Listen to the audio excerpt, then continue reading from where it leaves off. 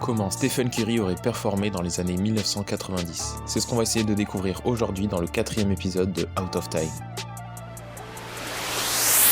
Plongeons dans une autre réalité, celle dans laquelle Curry aurait été drafté dans les années 90. Stephen Curry, c'est le meilleur shooter et l'un des meilleurs meneurs de l'histoire de la ligue. Son shoot, combiné à son handle, en font un scoreur exceptionnel. Mais peut-être que sa capacité la plus importante est son endurance dingue. Cette capacité à courir sans cesse lui a permis d'épuiser bon nombre de défenseurs et de trouver ses spots afin de sanctionner grâce à son shoot. Proche du cercle, il est un finisseur de très haut niveau et il possède une vision de jeu qui lui a permis tout au long de sa carrière de profiter des énormes décalages qu'il crée. Son profil est intriguant dans la NBA des années 90 car il était très centré à la fois sur les pivots, mais aussi autour de l'attaque en triangle des Bulls. L'absence de volume à 3 points dans la ligue à l'époque est un point de bascule évident pour son profil.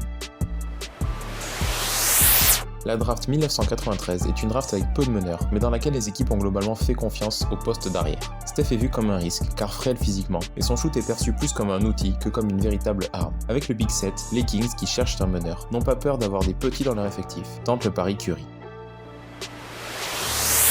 Les Kings tentent donc leur chance avec Stephen Curry, avec pour but dans un premier temps de le faire sortir du banc derrière Spotweb. Pour sa première saison, il sort du banc et il est bridé par son coaching staff. Il joue beaucoup à côté de Richmond et n'a pas énormément la balle dans les mains. Il tourne à 12 points par match. Il devient titulaire au milieu de sa deuxième saison, mais là encore son coaching staff refuse de lui laisser les rênes. Il est régulièrement sur le banc lors des fins de match serrés, ou lorsqu'il prend trop de pull-up. Ses stats montent à 15 points par match, avec 4 passes. L'année d'après, Steph réalise un gros début de saison, avec plus de ballons et une plus grande liberté. Mais ses chevilles commencent à lui jouer des tours, et il manque 40 matchs avant de rentrer dans le rang à son retour. Avec ses 17 points et 5 passes de moyenne, il prend cette saison-là 5 tirs à 3 points par match. Les Kings vont en playoff, mais son minutage y chute drastiquement, et ils sortent au premier tour contre Seattle. Sa 4e saison est à nouveau compliquée à cause des blessures. S'il ne rate pas autant de matchs d'un coup, plusieurs petites absences et une fin de saison prématurée font qu'il ne jouera pas ses deuxièmes playoffs. Les Kings y sont à nouveau balayés au premier tour par Utah cette fois-ci. La saison 98 sera à nouveau similaire, avec 52 matchs joués seulement, et une élimination au premier tour des playoffs. À l'été 98, les Kings choisissent de faire confiance à Curry. Ils trade Richmond pour Weber et signent un nouveau coach, Adelman. C'est le premier tournant de la carrière de Steph. Dès la saison 99, la différence se fait ressentir. Le jeu des Kings est plus fluide, le ballon bouge et Curry explose au niveau du scoring et du playmaking. Il tourne en 22-7 et les Kings passent un tour de playoff avant de chuter contre les Spurs au deuxième tour. De 2000 à 2002, l'explosion des Kings se poursuit. Ils remportent 49, 52 puis 60 matchs. Curry est désormais un All-Star accompli, son scoring se stabilise autour des 25 points et son volume à 3 points augmente jusqu'à 7 tirs pris par match. Son duo avec Weber fait des ravages au scoring, et les écrans ainsi que le jeu de passe de Divac permettent de débloquer Curry. Mais en playoff, il se retrouve face au même problème, les Lakers. Par 2 reprises en demi-finale de conférence, puis une fois en finale de conférence, les Kings chutent face au duo Shaq-Kobe qui remporte le titre chacune de ces 3 saisons. L'année 2003 est celle de l'apogée pour les Kings. Ils remportent 62 matchs et se classent premier à l'ouest. Curry tourne en 26 points et 8 passes de moyenne et se classe 3e au classement du MVP. En playoff, il retourne en finale de conférence, cette fois face aux Spurs, qui ont sorti les Lakers. Mais Duncan domine outrageusement et les Kings sont battus en 6 matchs. La saison suivante, les Kings tournent toujours bien, mais ne se classent que 3e à l'ouest. Curry est dominant en playoff, il tourne à 29 points de moyenne, mais les Kings tombent face aux Wolves de Garnett au deuxième tour.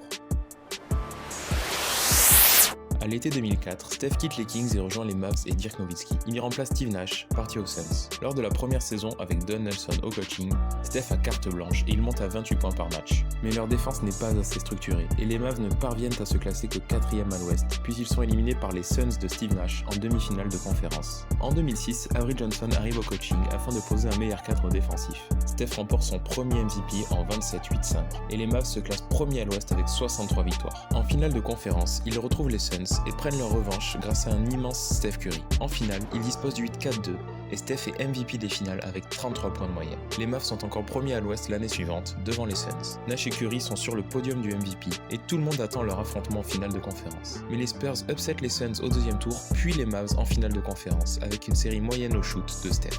À partir de 2008, l'attaque des Mavs se tourne vers Dirk Nowitzki plutôt que vers Steph. Les Mavs parviennent à se maintenir dans le top 4 de l'Ouest, mais doivent encore composer avec les Spurs qui restent compétitifs, et les Lakers qui se sont reconstruits avec l'arrivée de Pau Gasol. Steph reste un All-Star et son jeu se repose de plus en plus sur son shoot et son mouvement off-ball. Ils sortent en demi-finale de conférence contre les Lakers en 2008, puis en finale de conférence l'année suivante. La défense des Lakers parvient à ralentir les Mavs et leur attaque domine trop la défense de Dallas. En 2010, les Mavs parviennent à se classer 2e à l'Ouest, mais ils se font upset par les Spurs dès le premier tour. En 2011, les Mavs sont l'équipe la plus expérimentée de la ligue. Après une bonne régulière, ils prennent fin en playoff, en sortant notamment les doubles champions en titre, les Lakers, puis le jeune Thunder, avant de disposer à nouveau du Heat en finale NBA.